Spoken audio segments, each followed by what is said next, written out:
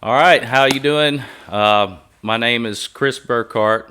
I am a worship leader at the Gathering Church, Lillian, Alabama, and I'm doing a testimony today for a couple reasons. One, the last one I did was a couple years back, and I focused pretty much on all the bad stuff in my life, and I'm gonna try not to do that today. I'm gonna try to keep it positive. I thought this would be a great way for members of the church to get to know a little bit more about me since I'm singing for you every Sunday morning. So happy to do it. And I just want to thank Tony for inviting me to do this. And Tony's been, he's becoming a brother, that's for sure. Tony's an amazing guy. Love him and all his family. And he's doing some amazing stuff and some great stuff for God. So that being said, I guess I'll start with how I became a musician. Started at a very young age. I was in love with music as a toddler. Would watch my grandfather play music, and in the kitchen, he never really had a professional career or nothing, but he would play and sing gospel music, and I was just in love with it as a child. And so at the age of 7, I started playing drums. My dad bought me a set of drums, and I really ran with it wide open. So much so, by the time I was 12 years old, I was playing professionally with area acts all over the county. Did that for a long time. My dad would haul me around. He bought a minivan, and he would haul me to gigs Friday and Saturday nights, and wouldn't drink. He would sit there all night until I got done playing, sometimes till 2 in the morning. And all the while, he was a drywall hanger and raising my sister and myself by himself, which was pretty incredible. Awesome dad. I was very lucky to have him, and the inspiration and all the support that he gave. So what was something instrumental in my music career was once I started playing professionally, around the same age of 12, I met one of my best friends, Guthrie Trapp. Guthrie's incredible. He's now one of the most sought after guitar players in the world, probably the top guy in Nashville. I mean, this guy's playing with everybody. He's doing great stuff. But we met at the age of 12 and became best friends, and we pretty much lived the same life for till we were 22 years old. Did a lot of amazing stuff. Sometimes he was playing with area acts, and I was playing with different area acts, but we always had that connection, that musical connection, and we always wanted to play together. We never really made that happen until we were 17 years old. We played around the house, and stuff like that, but as far as working professionally together, we were 17 before that happened. We met a guy named Nick Branch from New York City, and he was instrumental in my life and teaching me how to play music, at a different level. He really pushed us hard, and all these guys in the band were in their 40s, and we were kids, but they pushed us hard, and they loved the energy that we had. And like I said, that started happening when I was 17, and I played around all over the place with them guys. And eventually, when I was 18 years old, I went in the studio, and we recorded my first record I ever recorded, which was an incredible experience. It took us about 2 weeks, and we did a lot of amazing stuff. I'm not going to sit around. I don't want this to come off as I'm boasting, but I really just wanted to give the church a little background on the stuff that I've done and how I ended up playing for you every Sunday morning. But that was instrumental. So I played with the Filthy Rich for I guess about 4 years. Went all over the place.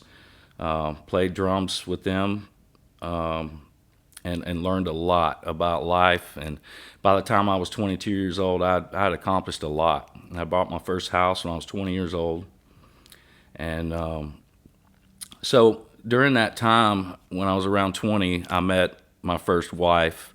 I'm not going to go into that a whole lot, but she did something to ruin my trust for her. and it didn't work out. So I ended up leaving her and gave up music in the process because I didn't feel like I could travel or be gone without keeping an eye on things at home. So I gave all that up. And it was the hardest thing I ever did. And in the end, it didn't work out.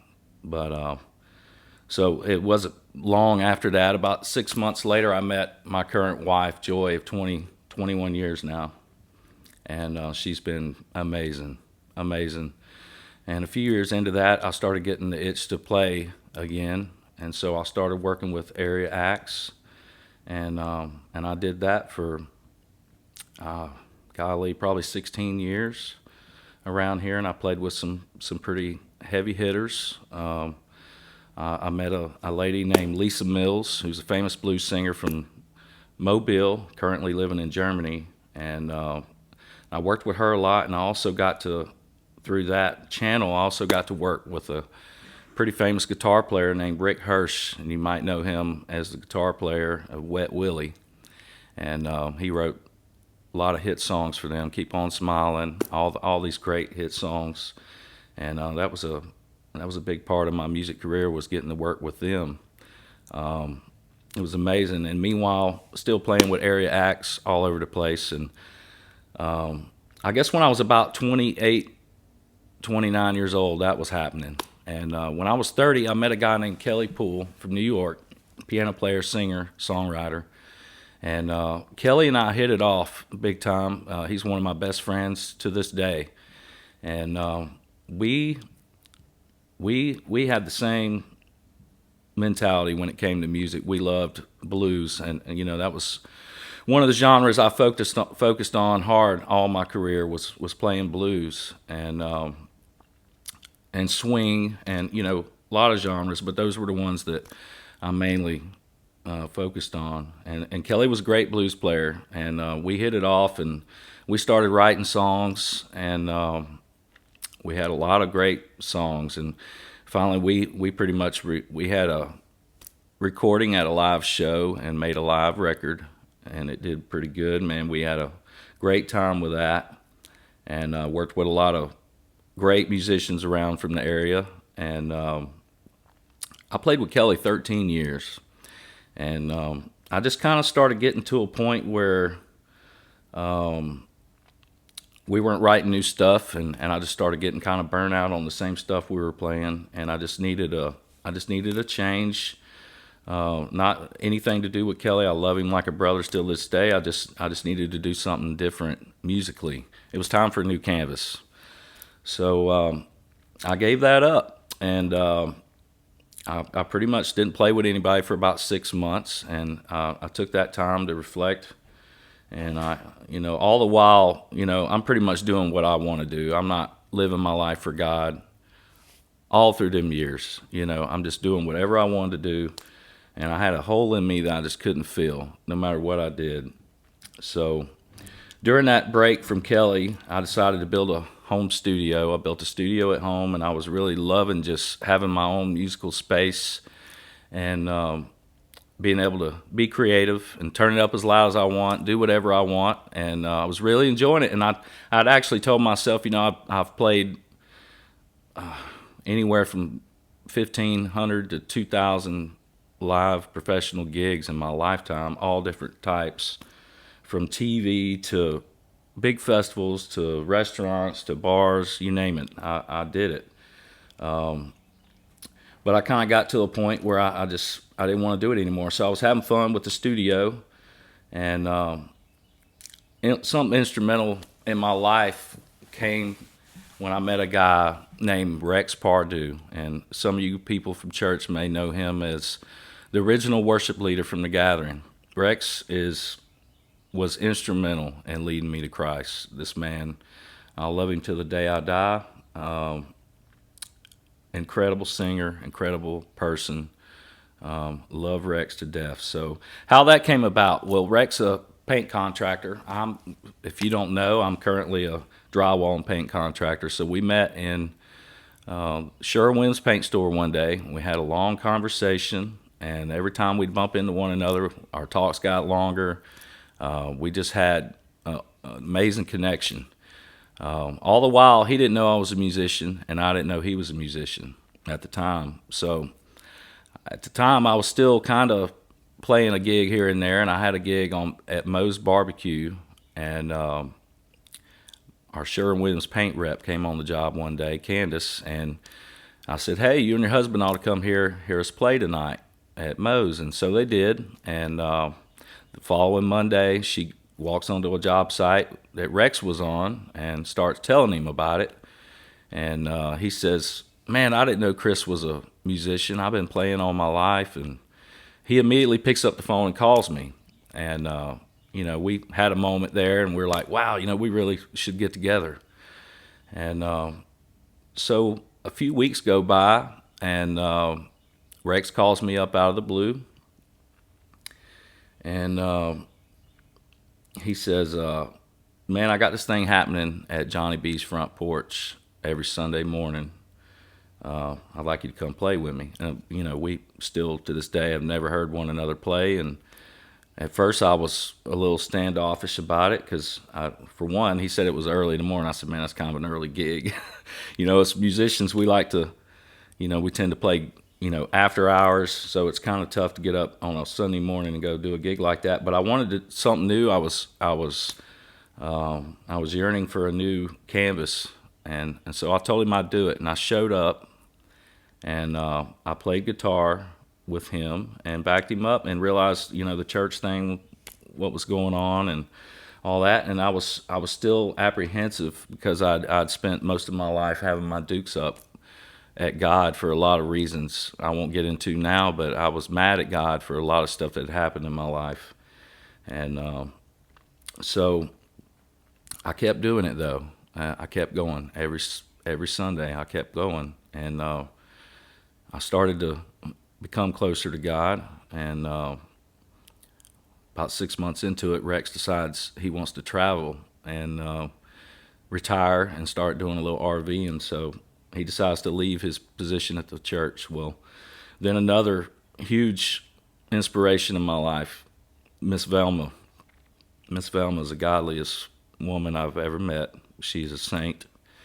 Her husband, Chris, great guy too. And they became somewhat like mentors. And, I kind of left out something here. When I was playing drums for a living, I always picked the guitar a little bit. Never played out on guitar, never sang. I would try to sing at home, but it was terrible. Trust me, it was terrible. So I had a few moments. Well, if I can't be good at it right out the gate, I just won't do it. So I just never sang. I would try to do it around the house and was never happy with how I sounded. So I never moved forward with that. But Rex was instrumental in pushing me for that. When I started playing with him at church, he would push me to try to sing a verse of a song, and it was not good. But I did it anyway. And once he left, Velma took the reins as the worship leader, and we had a great time playing together. She's an amazing musician. She has a degree in music. I learned a lot from her. And she also started pushing me to sing. She's like, "Okay, I need some help. I need you to maybe sing a song, maybe two." So I worked up 3 or 4 or 5 songs, and I just started rotating those songs and trying to sing. Well, then some other stuff happened I won't get into at church, and Velma ends up leaving her post, and I was pretty much handed the reins. And it was at that point, it was, "All right, Chris, you got to sink or swim here," because quitting wasn't an option. I'd already felt the love of God, and was seeing the stuff he was doing in my life, and seeing the stuff he's doing in other people's life. And I went through a big thing in my life right after that. And my mom got sick with cancer, and I was forced to stop working and taking care of her. And I spent about 9 weeks living with her before she passed away, and saw a lot of huge spiritual signs during that time that there's no denying. And once you go through something like that with a family member, passing, and God's, God created everything on this earth basically so we will see him revealing him to ourselves. And man, he revealed himself to me in a big way, a big way. I had a lot of incredible spiritual signs happen during that time, and ultimately she ended up passing away, and it was a very hard time in my life. And but I moved on, and something happened to me right before she got sick. I probably should have said this first, but I'm gonna say it now. Right before she got sick, I met another paint contractor named Shane Pickle, and we got to where we were talking a lot. And Shane's a godly man. Shane has changed his life. He's went through a lot of stuff, and ultimately came to Christ and turned his whole life upside down. And a lot of reason for that was a book that he read called Maximize Manhood. Now, if you watch Tony's testimony, you'll hear him talk about that book and what a change it made in his life. Well, it did the same thing to me. I was invited to go to a retreat called Alpha Male Retreat last February, and this was right before my mom got sick. And looking back now, I really see that this was God preparing me for what was about to happen. The stuff that I was about to go through, he was preparing me for that right then and there. And so I went to that retreat on my birthday last year in February, and I was touched, to say the least. I felt the Holy Spirit for the first time in my life, in a powerful, huge way. I learned a lot about being a man at that retreat, and something changed in me. And then, so I bought the book Maximize Manhood while I was there, and I was invited to join a men's ministry group, and was in the process of doing that when my mom first got sick. And so I finished that up right about the time she got sick. And in the book, it talks a lot about the importance of forgiveness. And my mom and I didn't have the best relationship. I won't get into all that, but it was a very difficult thing for me to kind of, even go there and take care of her. It was pretty tough, but I knew I had to forgive her. And that book showed me that. And for that to happen, I had to forgive her. So I did. I forgave her, and I was with her, and I was holding her hand right up until the end. And was really glad that I had that moment. And I think that this book was so instrumental in me coming to Christ for a couple reasons. We all, as men, we all think that, we probably got it together. I was one of them guys my whole life. And let me tell you, you don't. And if you think you got it together, you need to take a step back and look in the mirror sometimes, and see where you need to change and see where you can build. But as a man, we all think we're pretty tough and we got it together. But this book showed me otherwise. I just thought I did. I didn't have it together at all. I'd done a lot of amazing stuff at a young age, but I was the furthest from having it together. And so after I finished that group, it changed something in me. And that's when the music started happening. I enveloped myself in trying to learn worship music. And right about the same time, Velma handed me the reins, and they left the church, and it was like sink or swim. So ever since, I've been just hammering it out, man. I've been learning songs. I've been playing and singing for y'all every Sunday morning. I'm loving every minute of it, every chance I get. I learn a song. I've been trying to learn a song every week, and it's been so many months now. I've built my catalog up to almost 70 songs to play and sing worship with on Sunday mornings, and it's been the best thing that ever happened to my life. It's been the best thing that ever happened to my wife. It's been the best thing that ever happened to my marriage, and I can see myself doing this the rest of my life. And I really feel God was preparing me for this my entire life. I know that. I know that for a fact. My God was preparing me for this my entire life. Whether I'm doing it at the gathering or in a coliseum one day, I don't know. And who knows where God will take me, but I hope it continues to grow, and I hope it is something I continue to do the rest of my life, because it's been the most rewarding thing I've ever done. So that's how, in a nutshell, I became the worship leader at the gathering. And, I want to say a couple other things. Tony, when I talk about this book, Maximize Manhood, Tony has really been touched by this group. And it's amazing for me to see. I never thought that merely in starting a men's group at church would touch somebody so significantly. But when I think about how it touched me, how could it not? How could it not? Surely out of the 17 men we had in the group, one of us is going to be touched, and Tony was touched in a big way, and it's just amazing to see. It really is, and I'm very grateful to have met him. Very grateful he has started this YouTube channel, and I think Tony's got some big things happening that God are doing in his life right now, and I really appreciate you taking the time to watch my testimony this morning. And like I said, I was going to try to keep it all positive. I know I went off a little bit on the dark side there, but it could have got a lot worse.